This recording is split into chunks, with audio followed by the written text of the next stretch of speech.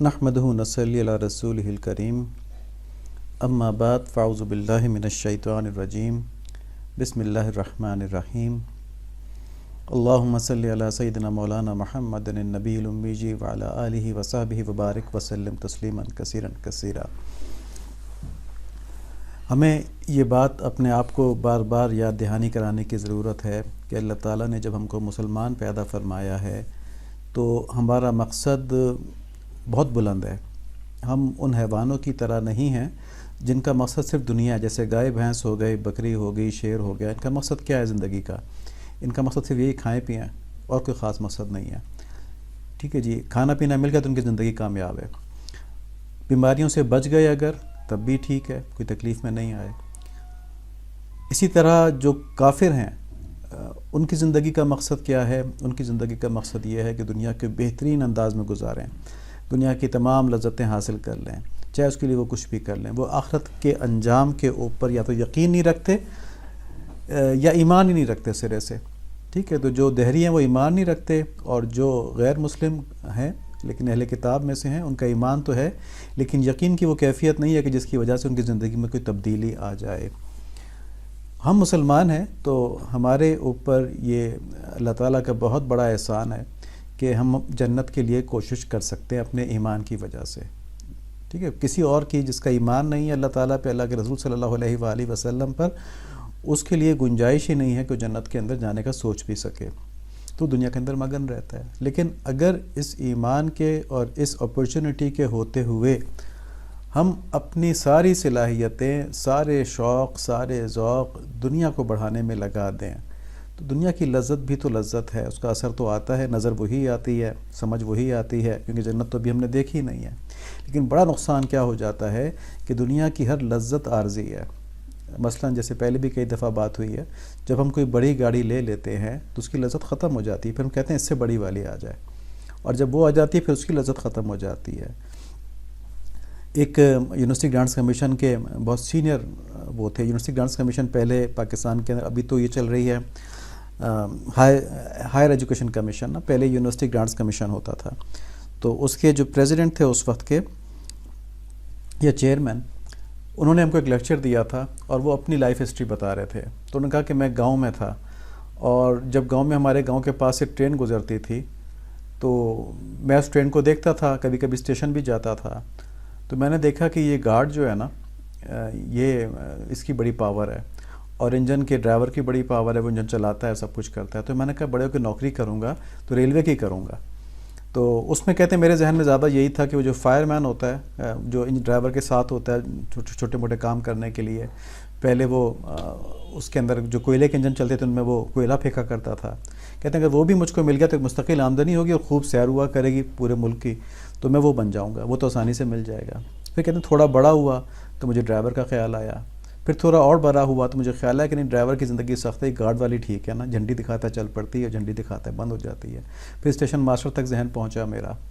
پھر کہتے ہیں جیسے جیسے میں پڑھتا گیا، ذہن کی بالیدگی ہوتی گئی، پھر میں چیئرمین بن گیا یہاں کا نا۔ اسی طرح ایک بچہ جب وہ 5th 6th 7th میں ہوتا ہے، اس کے خیال سے سائیکل مل جائے مجھ کو، ایک جب اس کو سائیکل مل جاتی ہے تو وہ پھر اس کے بعد خواہش کرتا ہے کہ موٹر سائیکل نہ ملے، مطلب موٹر سائیکل نہ ملی تو پھر مجھے فائدہ کیوں نہیں، بس سائیکل پہ گزر رہا ہوں میں۔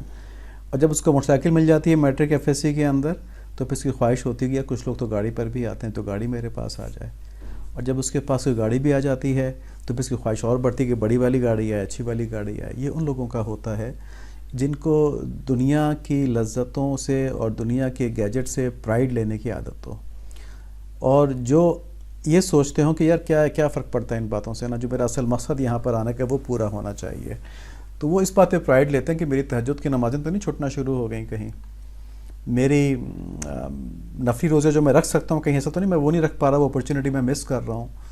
ٹھیک ہے، تو وہ ان چیزوں میں پرائیڈ لیتے ہیں، وہ اپنے ان چیزوں میں سیٹسفیکشن لیتے ہیں، اور اس کے لیے آپ صلی اللہ علیہ وآلہ وسلم کی دعا بھی ہے۔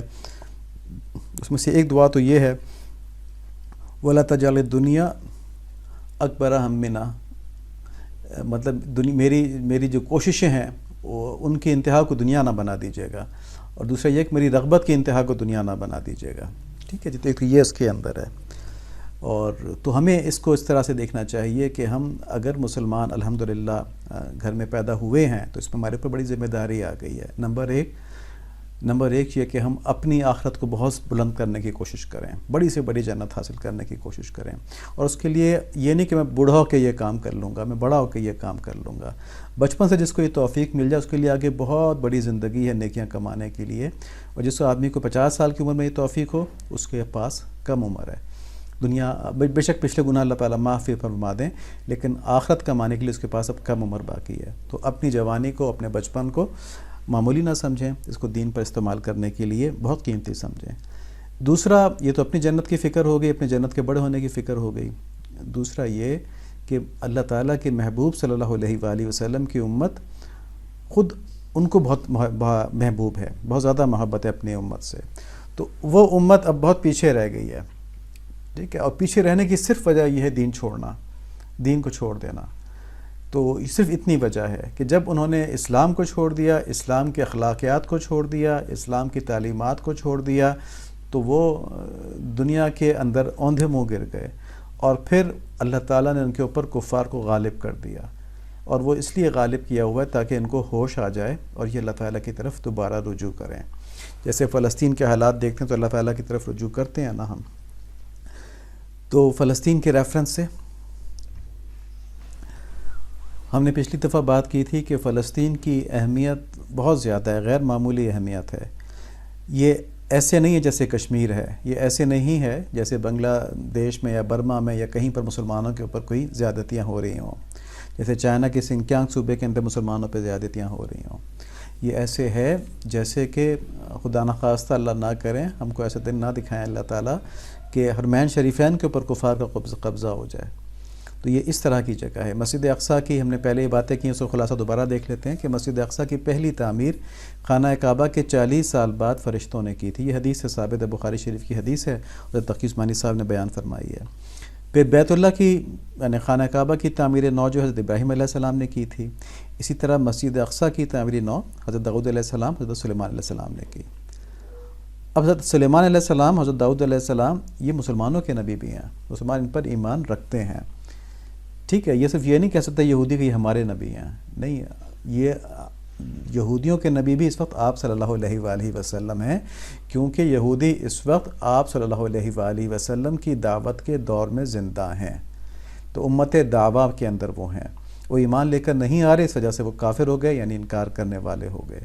تو جتنی بھی مقدس جگہ ہیں، چاہے وہ بیت اللہ ہے، چاہے وہ بیت المقدس ہے، ان سب کے وارث وہ ہوں گے جو اللہ تعالیٰ کی اطاعت کرنے والے ہیں۔ تو اس لحاظ سے صرف مسلمان ہی اس کے حقدار ہیں۔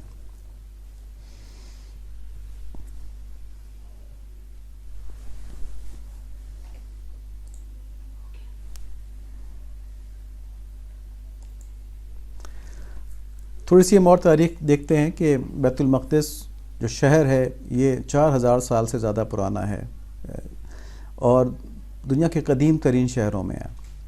اس میں آباد ہونے والی قبیلے اور قومیں جو ہیں وہ مختلف تھے، اور انہوں نے اس کو مختلف نام دیے۔ سب سے پہلے یہاں پہ یبوسی قبیلہ جو ایک عرب کنانی قبیلہ تھا، یہ لکھا ہے کہ 25,000 سال پہلے، یعنی 2500 سال پہلے قبل مسیح میں آباد ہوا۔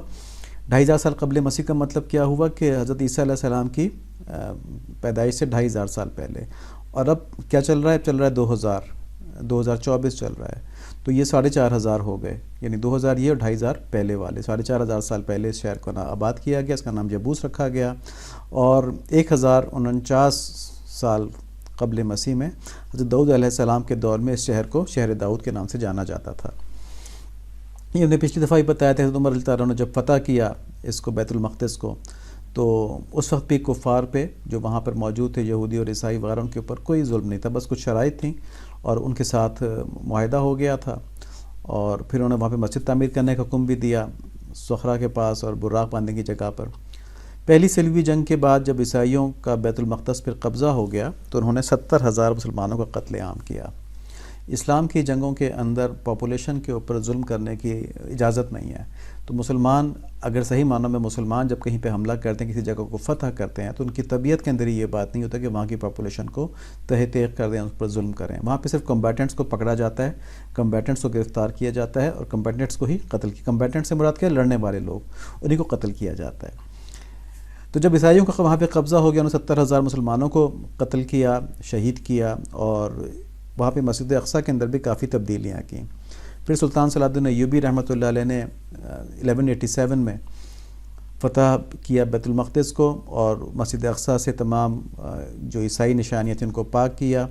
اور وہاں پہ نور الدین زنگی رحمۃ اللہ علیہ نے ایک ممبر بنوایا تھا، اور ان کی بڑی خواہش تھی کہ وہ فتح کر کے اس کو وہاں پہ رکھوائیں تو مسجد اقصیٰ کے اندر، لیکن ان کی عمر نے مہلت نہیں دی، وہ اس فتح میں شامل نہیں تھے.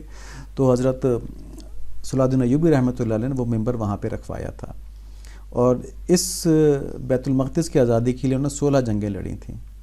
لیکن اس فتح کے بعد بھی انہوں نے یہودیوں کو اور عیسائیوں کا قتل عام نہیں کیا، بلکہ ان کو وہاں سے جو لوگ نکل سکتے تھے نکلنے کے لیے کہہ دیا، اور جو رہ رہے تھے وہ رہ رہے تھے وہاں پہ. پہلی جنگ عظیم دسمبر 1917 کے دوران میں انگریزوں نے بیت المقدس اور فلسطین پر قبضہ کر کے یہاں یہودیوں کو آباد ہونے کی اجازت دے دی، اور یہودیوں کو اس وقت یورپی ممالک جو تھے یا عیسائی قوتیں جو تھیں وہ اپنے ملک میں برداشت نہیں کرتی تھیں. اب یہاں پہ دو چیزیں ہیں. پہلی جنگ عظیم میں شکست کیوں ہوئی مسلمانوں کو؟ تو اس وقت انہوں نے بڑی سازشیں کی تھیں. ایک تو یہ کہ جو سلطنت عثمانیہ تھی اس میں ظاہر ہے کہ اس کے اندر بھی تھوڑا سا کمزوری آ گئی تھی، لیکن مسلمانوں کے حالات بھی ایسے تھے کہ ان کو بڑے آرام سے یہودیوں نے عیسائیوں نے سازشیں کر کے سلطنت عثمانیہ کے خلاف اٹھا دیا. وہ پین عربزم اور اس طرح کی چیزیں پھیلا کے تم عرب ہو، تم پر یہ کیوں حکومت کریں، اس طرح کریں. تو یہ مسلمانوں کی جو ابتری ہے یہ سلطنت عثمانیہ کے ٹوٹنے سے شروع ہوئی، اور اس کے بعد سے ذلت کے اندر ہی چلے جا رہے ہیں یہ. تو جب تک کہ مسلمانوں کی ایسی مضبوط قوت نہ ہو، ہم یہ نہیں کہتے کہ ایک ہی قوت ہو، لیکن جتنی بھی قوتیں مسلمانوں کی ہیں ان کے اندر آپس میں اسلامی بھائی چارہ ہو اور وہ ایک دوسرے کی مدد کرتے ہوں، تب تک مسلمانوں کو اس دنیا میں عزت کفار نہیں دیں گے. ہاں، جب اسلام کے اوپر ہم چلیں گے، یہ بھائی چارہ قائم ہو جائے گا تو اللہ تعالیٰ ہمیں عزت دے دیں گے. بہرحال اس وقت صورتحال یہ تھی کہ یہودی ایسی قوم ہے کہ جو جہاں بھی رہے، جس کے ساتھ بھی رہے، اس کے ساتھ انہوں نے بے وفائی کی، ان کو نقصان پہنچانے کی کوشش کی. اس کی وجہ یہ ہے کہ ان کا جو مذہب ہے، اور ظاہر ہے حضرت موسیٰ علیہ السلام والا مذہب تو نہیں ہے، اب اس کو مسخ کر دیا گیا ہے. اس کے اندر یہ کہتے ہیں کہ تمام قومیں جو ہیں وہ انتہائی گھٹیا ہیں، ان کی کوئی حیثیت نہیں ہے، ان کو جس طرح مرضی مار دو ثواب ملتا ہے. ان کا کام یا تو یہ کہ یہودیوں کی خدمت کریں، یا یہ ہے کہ ان کو قتل کر دیا جائے. ان کو بوجھ بنا کے رکھنے کی ضرورت نہیں ہے. تو یہودی ہمیشہ یہ کام کرتے رہے، سازشیں کرتے رہے مختلف قوموں کے خلاف، تو انہیں کوئی قوم بھی اپنے ساتھ برداشت نہیں کر سکتی تھی. تو اسی طرح ہم نے بہت تفصیل سے پہلے بتایا تھا کہ یہودیوں کو بھی جب عیسائیوں کے ممالک میں رہ رہے تھے تو بہت سی پابندیاں تھیں ان کے اوپر. مین شہروں کے اندر نہیں آ سکتے تھے، گھیٹوز کے اندر رہتے تھے وہ، اور بہت سے کام وہ نہیں کر سکتے تھے. خالی سود پہ وہ پیسہ دینا شروع کرتے تھے، جس کی وجہ سے ان کا اثر و رسوخ بڑھتا گیا. تو ہوا یہ کہ سود پر قرضہ دینے کی وجہ سے سیاسی طور پہ تو ان کا اثر و رسوخ کافی بڑھ گیا، لیکن جو عیسائی پبلک تھی، عوام تھی، وہ ان کو اپنے ساتھ برداشت نہیں کرتی تھی. تو جب فلسطین عیسائیوں کے ہاتھ لگ گیا تو اس وقت یہودیوں نے کوشش کی اور بلفور ڈکلیریشن ہوا کہ فلسطین کی سرزمین ہم کو دے دی جائے.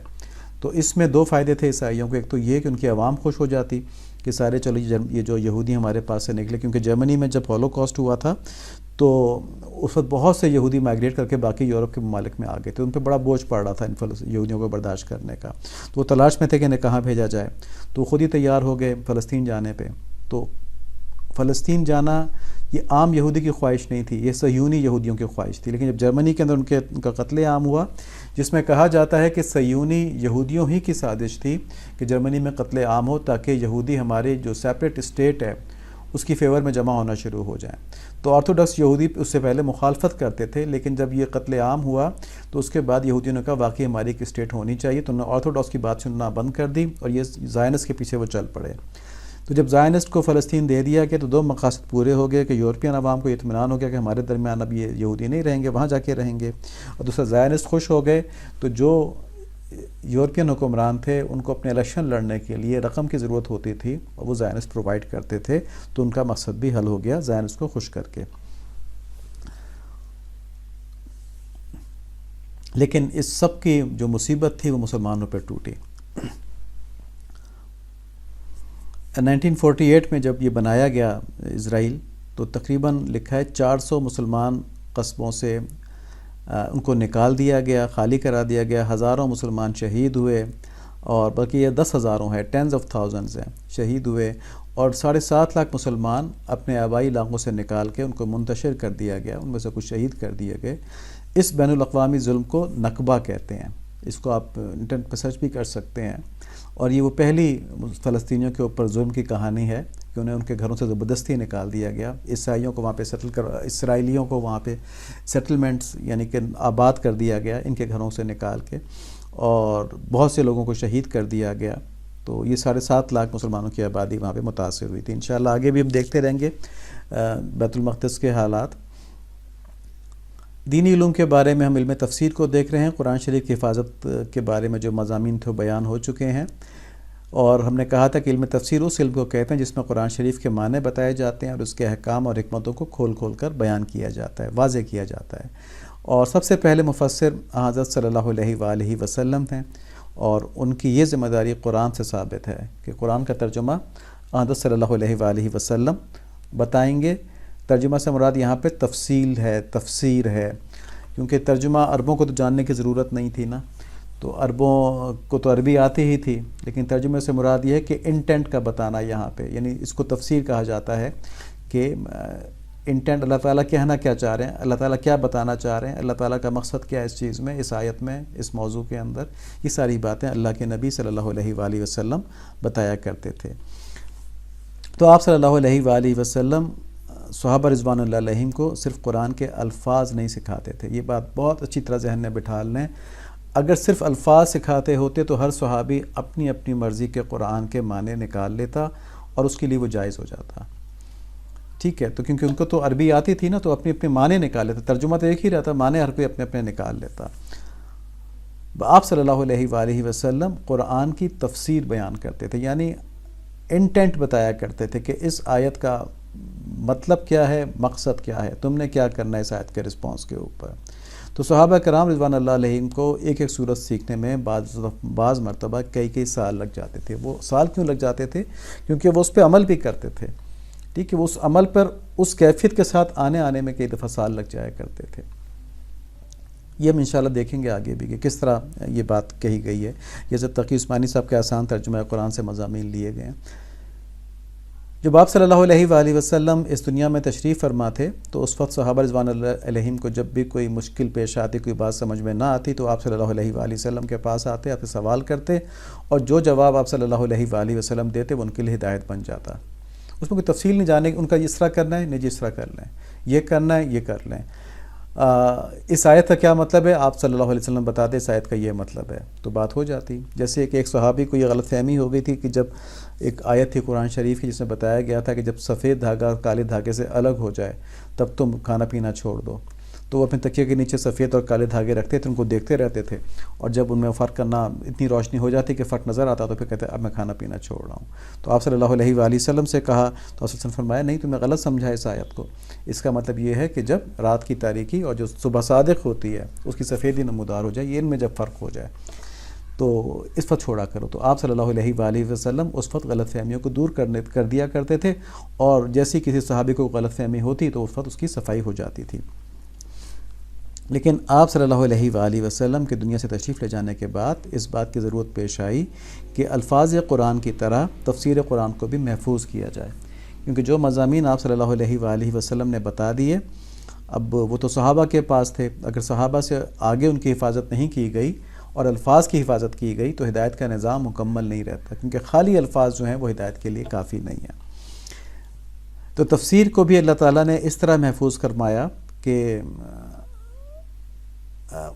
ملحدوں کو اس کے اندر معنوی تحریف کی کوئی گنجائش نہ مل سکے، کیونکہ اگر تفسیر محفوظ نہ ہو تو جو لوگ جن کے دلوں میں ذائق ہے، جن کے دلوں میں ٹیڑھ پن ہے، وہ قرآن شریف کی مختلف آیات کے اپنی مرضی کے معنی نکال سکتے ہیں۔ تو الحمدللہ یہ ایسی حفاظت ہوئی کہ آج 1400 سال کے بعد بھی نہ صرف قرآن شریف کے الفاظ محفوظ ہیں، بلکہ آپ صلی اللہ علیہ وآلہ وسلم کے صحابہ کے ذریعے جو ان الفاظ کے معنی ہیں، جو ان آیات کی تفسیر ہے، وہ بھی محفوظ ہے۔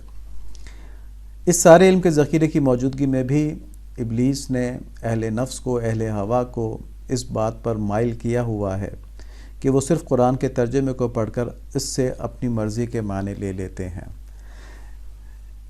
دیکھیں، قرآن آسان ہے، ٹھیک ہے، لیکن اس کی آسانی کا تعلق تقویٰ کے ساتھ ہے۔ جتنا جتنا تقویٰ بڑھتا جائے گا اتنا اتنا قرآن کو سمجھنا آسان ہوتا جائے گا۔ اس کے کچھ معنی تو بہت واضح ہیں، اللہ ایک ہے، اللہ تعالیٰ نے ہمارا حساب کتاب لینا، یہ باتیں تو بہت آسان الفاظ میں، سادہ الفاظ میں لکھی ہوئی آدمی فوراً سمجھ سکتا ہے۔ کچھ چیزوں کے اندر اللہ تعالیٰ نے اتنا ابہام رکھا ہے کہ آدمی اس میں کوشش کرے تب وہ حقیقت کو پہنچے گا، کیونکہ کوئی بھی چیز، اللہ تعالیٰ کا قانون یہ ہے، کوئی بھی چیز جو ہے وہ انسان کو بغیر کوشش کے نہیں ملتی۔ سارا جو ہمارا یہ چل رہا ہے، محنت کرنا، مشقت کرنا، ہمت کرنا، یہ ساری باتیں اسی سے تعلق رکھتی ہیں، صرف دنیا میں نہیں کرنا، دین کے اندر بھی کرنا۔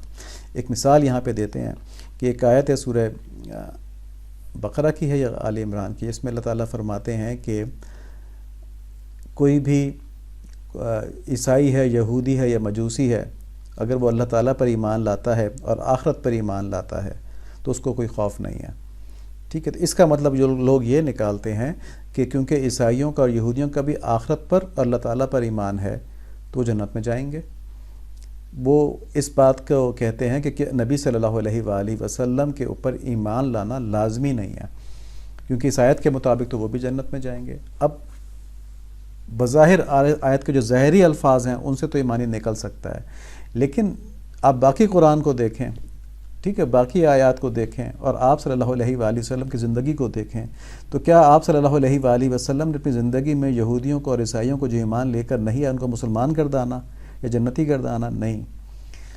یہودیوں کے بارے میں تو یہ بھی کہا گیا کہ یہ آپ کو اس طرح پہچانتے ہیں جس طرح اپنے بیٹوں کو پہچانتے ہیں، ٹھیک ہے، اہل کتاب کے بارے میں یہ کہا گیا ہے، اور ان کو قرآن نے بھی کافر ہی کہا ہے، اور قرآن نے ان کے بارے میں بھی یہ کہا ہے کہ مشرکین ہوں یا اہل کتاب ہوں، اگر وہ آپ پر ایمان نہیں لے کر آئیں گے تو وہ کافر ہیں۔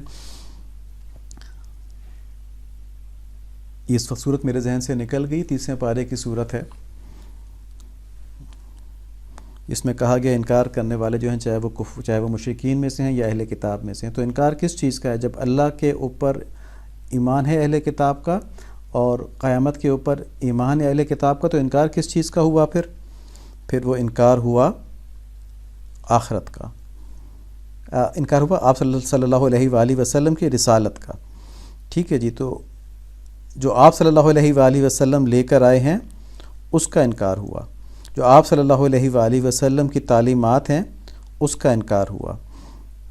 یہ سورہ بینہ ہے، اور اس میں اللہ تعالیٰ فرماتے ہیں وَمَا تَفَرَّقَ الَّذِينَ أُوتُوا الْكِتَابَ إِلَّا مِن بَعْدِ مَا جَاءَتْهُمُ الْبَيِّنَةُ وَمَا أُمِرُوا إِلَّا لِيَعْبُدُوا اللَّهَ مُخْلِصِينَ لَهُ الدِّينَ حُنَفَاءَ وَيُقِيمُوا الصَّلَاةَ وَيُؤْتُوا الزَّكَاةَ وَذَلِكَ دِينُ الْقَيِّمَةِ إِنَّ الَّذِينَ كَفَرُوا مِنْ أَهْلِ الْكِتَابِ وَالْمُشْرِكِينَ فِي نَارِ جَهَنَّمَ خَالِدِينَ فِيهَا اولئک ہم شر البریہ۔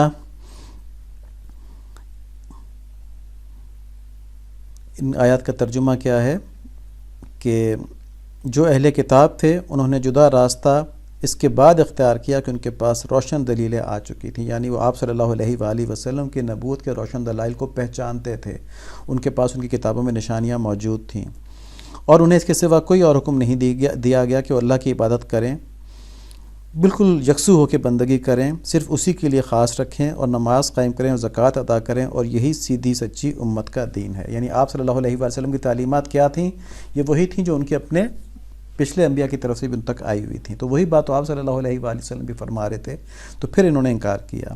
یقین جانو کہ اہل کتاب اور مشرکین میں سے جنہوں نے کفر اپنا لیا ہے وہ جہنم کی آگ میں جائیں گے جہاں وہ ہمیشہ رہیں گے، اور یہ لوگ ساری مخلوق میں سب سے بدتر ہیں۔ ساری مخلوق سے مراد کیا ہے کہ اس میں جانور بھی شامل ہیں، کیڑے مکوڑے بھی شامل ہیں، میں سب سے بدتر ہیں۔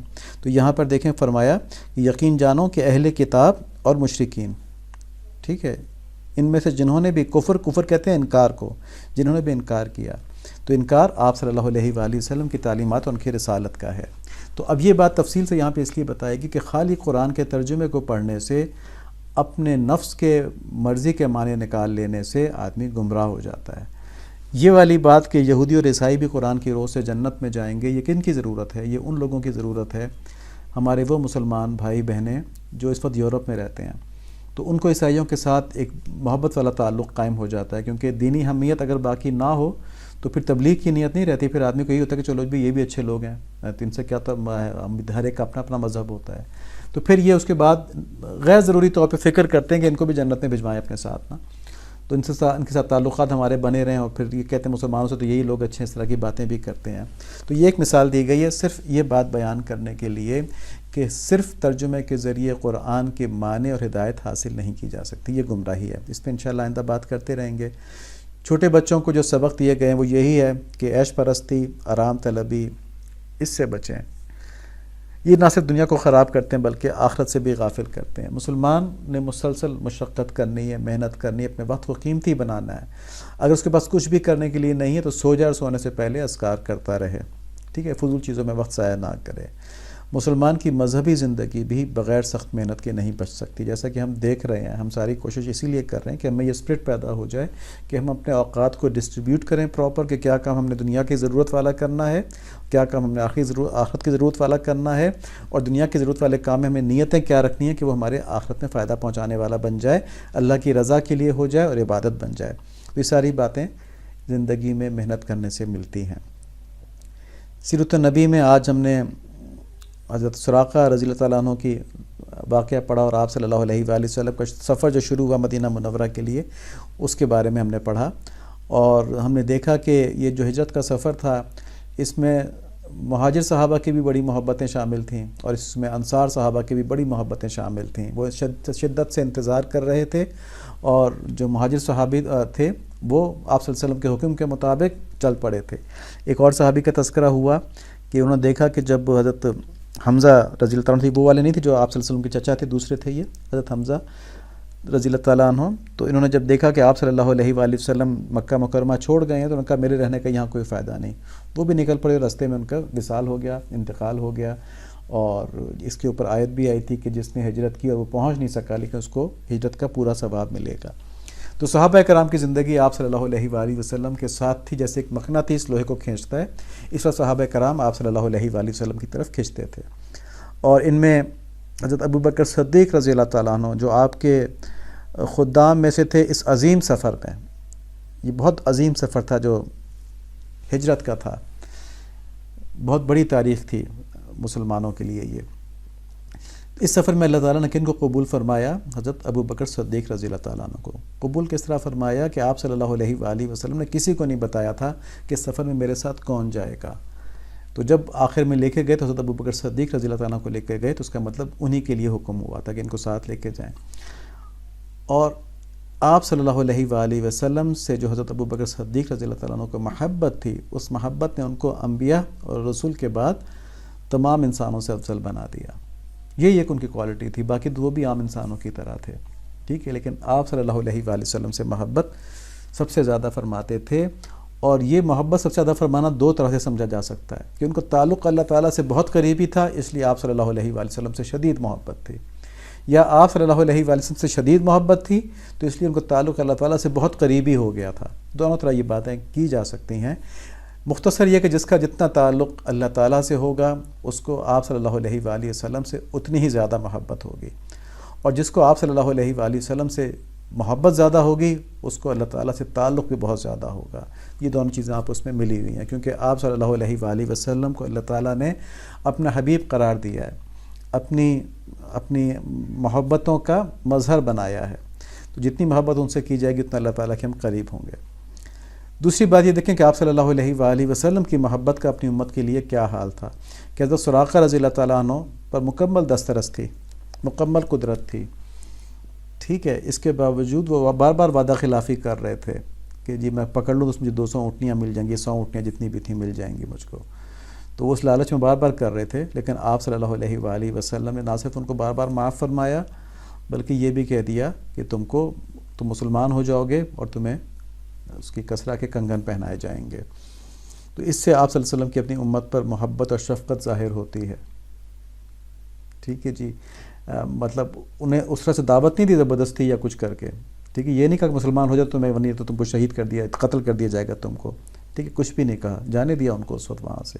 اور ان کو شاید اللہ تعالیٰ کی طرف سے اس بات کا معلوم ہو گیا تھا کہ یہ فائدہ مندی رہیں گے اور آخر میں مسلمان ہو جائیں گے. مختصر یہ کہ آپ صلی اللہ علیہ وآلہ وسلم کی محبت جو ہے وہ دین کے لیے اساس ہے. اس کے بغیر نہ ایمان مکمل ہے نہ دین پر چلنا مکمل ہے. دین پر کامل چلنا جو ہے تبھی ممکن ہے جب آپ صلی اللہ علیہ وآلہ وسلم سے محبت ہو، ورنہ دنیا کی محبت ہمارے قدم ڈگمگا دیتی ہے، ہم گناہ کر لیتے ہیں. تو اس محبت کو حاصل کرنے کی خوب کوشش کرنی چاہیے. ہر بڑی چیز کو حاصل کرنے کے لیے کوشش کرنی پڑتی ہے. ایک بڑا مکان بنانے کے لیے بھی بڑی کوشش کرنی پڑتی ہے، چاہے رقم موجود بھی ہو، بازاروں کے چکر لگانے پڑتے ہیں کہ کس طرح کا مٹیریل لینا ہے، کیا چیز لگانی ہے، کون سا فانوس لگانا ہے. تو یہ تو بہت حقیر چیز ہے بڑا مکان. آپ صلی اللہ علیہ وآلہ وسلم کی محبت تو بڑی عظیم چیز ہے، تو اس کو حاصل کرنے کے لیے کوشش کرنی پڑے گی. اور اس کی ابتدا کیا ہے؟ صدقہ دل سے دعا کرتے رہیں کہ یا اللہ مجھے اپنے حبیب صلی اللہ علیہ وآلہ وسلم کی محبت دے دیں. اپنے محبوب کی یا رب تو محبت دے دے، ان کی سنت پہ چلوں اس کی تو ہمت دے دے. تو اس میں درود شریف کی کثرت، سیرتی کتابوں کا پڑھنا، اور سب سے بڑھ کر گناہوں سے حتی الامکان بچنا. یقین مانیں کہ جب آپ گناہوں سے، ابھی ہم گناہوں سے اس لیے بچتے ہیں کہ اللہ تعالیٰ ناراض ہو کے دوزخ میں نہ ڈال دیں، تو دوزخ کے خوف سے ہم بچتے ہیں.